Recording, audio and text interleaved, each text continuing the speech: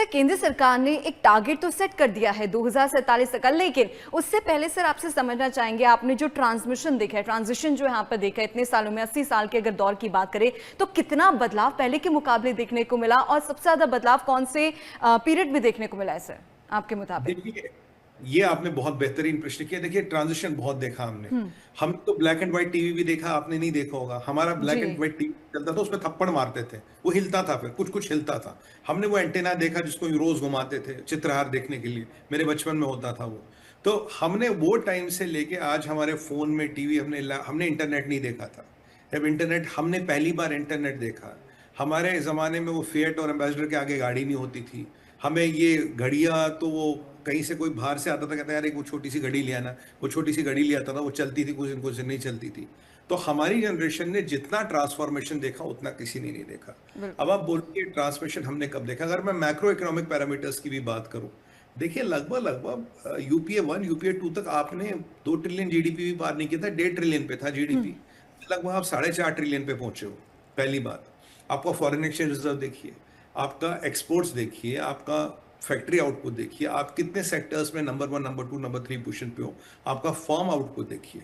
और जो मैंने एक रेवोल्यूशन देखा, देखिए पहले क्या था, भारत यानी कि आईटी, हमारे पास एक सेक्टर था आईटी का, हम गुणगान करते थे। हाँ, अब भी हमें बड़ा गर्व है आईटी पे, ऐसी बात नहीं है। पर अब आईटी को के बाद भी कई सारे ऐसे सेक्टर हैं जिसमें भारत को गर्व है। जैसे स्पेस में हम नंबर 3 है, 4 है दुनिया में। हमारी सेना बहुत आगे है। मोदी जी ने आज कहा सेना का को हथियार देने पड़ेंगे, सेना के लिए वेपनरी बनानी पड़ेगी। डिफेंस में हम ब्लेड प्रूफ जैकेट्स इंपोर्ट करते थे, उन ब्लेड प्रूफ जैकेटों में छेद होते थे। एक यहाँ पे यूके में एक बंदा है, हम नाम नहीं लूंगा, सब जानते हैं। जी। वो उसके माध्यम से हम लेफ्ट हैंड से चलने वाली ततरा की ट्रक इंपोर्ट करते थे। रतन टाटा जी ट्रक नहीं बना पाते थे। क्यों नहीं बना पाते थे? ऐसा नहीं रतन टाटा जी में कैपेबिलिटी नहीं थी, टाटा में कैपेबिलिटी नहीं थी। उन्हें भाई वहां कट और कमीशन की राजनीति होती थी। आपने डिजिटल इंडिया लाया, आपने वो सारी पारदर्शिता लाई, आपने यूपीआई लाया। अभी यूपीआई से हम इतनी ट्रांजेक्शन्स करती है जितनी चाइना और अमेरिका में मिलके नहीं होती। हमारा लगभग लगभग 80 से 90% ट्रांजेक्शन देश भर में पूरी यूपीआई से होती है। इससे कितनी पारदर्शिता आई।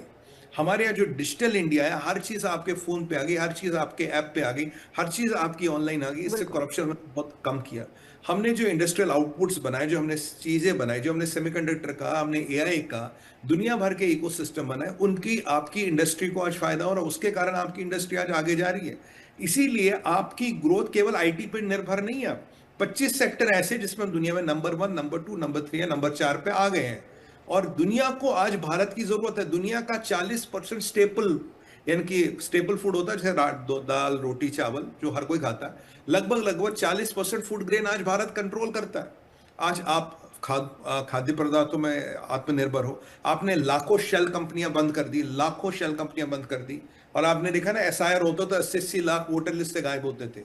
80-80 लाख लोग वोटर से लिस्ट से गायब होते। आपने पारदर्शिता लाई, आपने जनमानस का विश्वास भारत और भारत की उन्नति में सुदृढ़ कर दिया। आपने एक सनातनी का विश्वास उसकी सभ्यता में, उसकी संस्कृति में सुदृढ़ कर दिया। सेक्युलरिज्म का मतलब नहीं है कि भाई राम मंदिर की बात नहीं होगी। सेक्युलरिज्म का मतलब है अगर राम की बात होगी तो रहीम की भी बात होगी। हाँ, बिल्कुल। रहीम की बात करने के लिए राम को भूल जाओ, ये सेक्युलरिज्म नहीं है। ये यहाँ आज विदेशी लोग आपके एयरक्राफ्ट कैरियर पे पिकनिक नहीं मनाते। आज हमारे विदेश मंत्री किसी एक विदेशी इटालियन मामा कात्रोची का अकाउंट डिफ्रीज करने लंदन नहीं जाते। आज आपके वॉशिंगटन या वेटिकन से फोन आके दिल्ली में राजनीतियां नहीं बनती, दिल्ली में समीकरण नहीं बनते। आज भारत के हित की बात होती है, भारत अपनी डंके की चोट पे बात करता है। और ये प्रभाव, ये जी। भारत का विश्वास, ये भारत जो बदला है, जो भारत ने बजरंगबली की तरह अपनी शक्ति को पहचाना, ये मोदी जी बिल्कुल। के नेतृत्व में हुआ।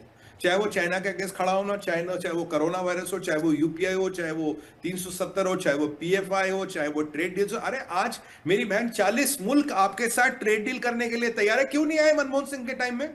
मनमोहन सिंह जी तो बहुत बड़े इकोनॉमिस्ट थे, और वो पी चिदम्बरम साहब तो बहुत बड़े ज्ञानी थे। वो तो कहते थे कि जब एक बार डिजिटल इंडिया की बात की, उन्होंने एक चीज कहा था, मेरे दिमाग से आज तक नहीं निकला। कहता, Modi understanding of economics can be written on the back of a stamp. Modi को इतनी इकोनॉमिक्स आती है, जो एक मतलब स्टैंप होती है ना पोस्टल, उसके पीछे जितना लिखा जाएगा उतना इकोनॉमिक्स आता है। फिर कहते हैं आप सब्जी लेने जाओगे, फिर उसको क्रेडिट कार्ड दोगे, फिर आलू वाला आपको आलू देगा। ये चिदम्बरम साहब ने पार्लियामेंट में कहा था, कोट एंड कोट।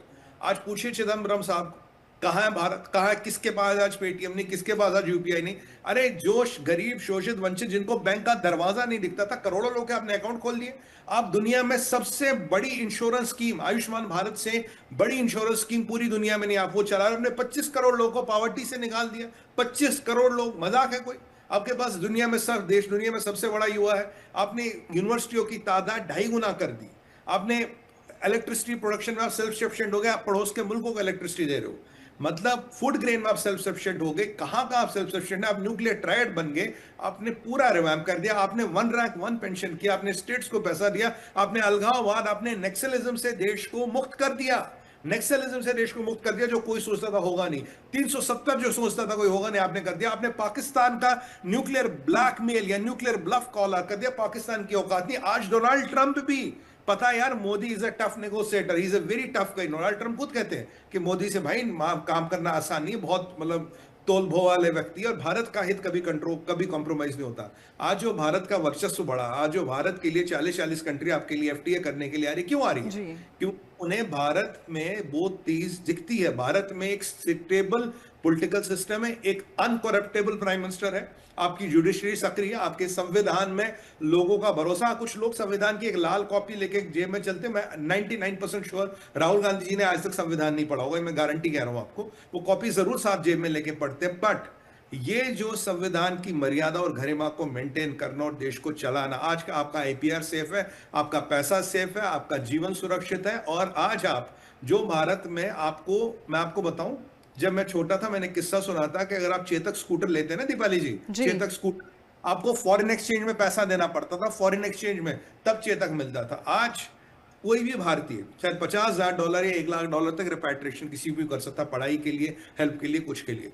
ये जो ट्रांसफॉर्मेशन हमने देखा है, जो डिजिटल इंडिया हमने देखा है, जो हमने इकोनॉमिक चीजें देखी, अब कहीं बार नया इंफ्रास्ट्रक्चर आप देखते हैं, मैं भगवान कसम आपको कह रहा हूं, हमारे देश के कुछ airport are much better than American, European और एयरपोर्ट्स एनीवेयर।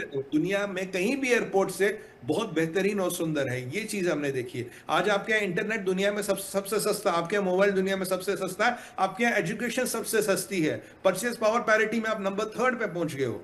तो ये चीजें चमत्कार हैं। मतलब अगर मैं इनको समझाने का प्रयास करूं, काश मेरे पास 5-6 घंटे का शो, मैं एक एक चीज को समझाऊं, तो ये चमत्कार है जो हुआ। ये कोई आसान काम नहीं है जो हुआ आज। और हर भारत और भारतीय को गर्व होनी चाहिए। ट्रांसफॉर्मेशन ऑफ इंडिया, आपके दिल में आज पॉलिटिशियन के प्रति उम्मीद है। आप एक चीज मांगते हो, आप हमें क्यों नहीं दे रहे हो? एक टाइम में तो लोग कहते थे सारे नेता चोर हैं, वो एक भी समय था, पर आप आज कोई ये नहीं कहता।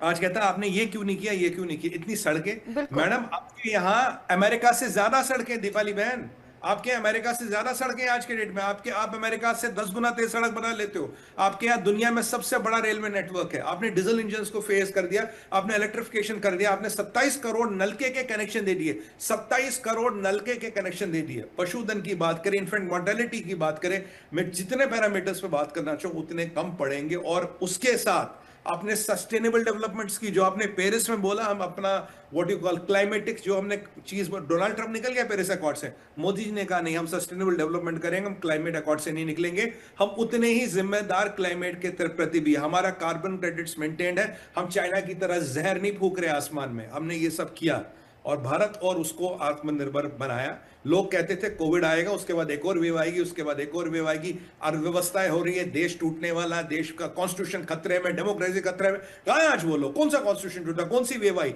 अरे भारत वैक्सीन नहीं बना पाएगा, यहां करोड़ों लोग मरेंगे। ये किसी एनजीओ ने निकाला हुआ है, इंग्लैंड में करोड़ों लोग यहां मरने वाले हैं। उसके शमशानों में जा जाके लोग वीडियो बना रहे थे, इतने बेगारत लोग हैं यहाँ के। और जब वो वैक्सीन कामयाब हुआ, फिर बोला जी अब तो, और कोई ऐसे भी कह रहे थे हम बीजेपी की वैक्सीन नहीं लगाएंगे, जब हम सत्ता में आएंगे फिर हम वैक्सीन बनाएंगे, फिर हम लगाएंगे। अखिलेश भैया कह रहे थे। अब भगवान ने उनको सद्बुद्धि दी, वैक्सीन लगाई, पता नहीं अन्यथा क्या हो जाता। तो मतलब ये जितनी प्रोपेगेंडा, जितना अलगाववाद हुआ, वो खत्म हो गया। भारत का वर्चस्व, भारत का स्टेटस बढ़ा।